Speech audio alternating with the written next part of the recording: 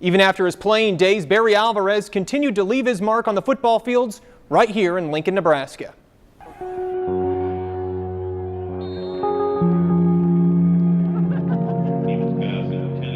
The football field has a way of defining people, a way of forging friendships, and a way of immortalizing legends.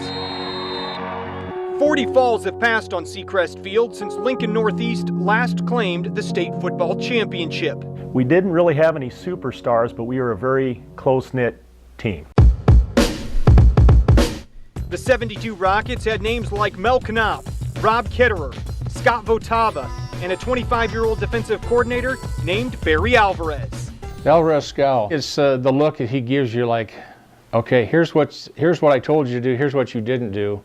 Now I'm going to tell you again what you need to do, and we'll see whether you've corrected your action with it. I think more than the scowl I remember is him chewing about a half a pack of bubble gum all the time.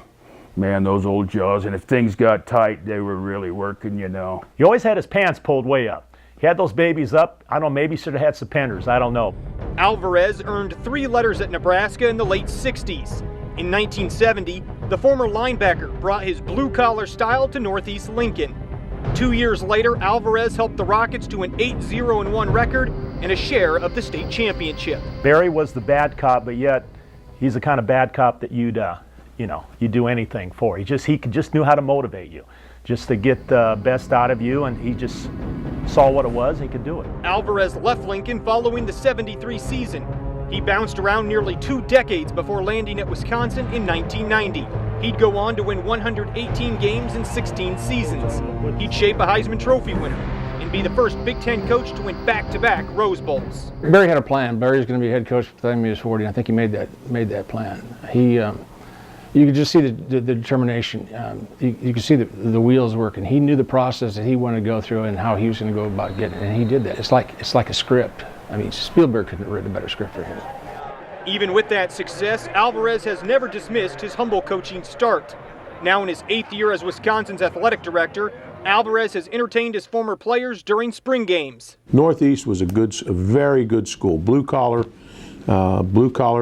area, you know, and good kids and families that really supported their high school and high school athletics. A lot of them went to school at Northeast, so I had a great 4 years there.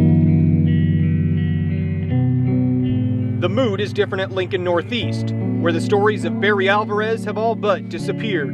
The 1972 city title sits alone without a matching state trophy. A gymnasium banner and a team photo are all that remain. The rest is an oral history, passed on by the likes of Terry Kochwar, Lonnie Ray, Bruce Maskey, and their legendary defensive coordinator. Now, the head coach for that 72 team was Bob Ells. If that name sounds familiar, it should. He's the dad of current Husker linebacker coach Ross Ells.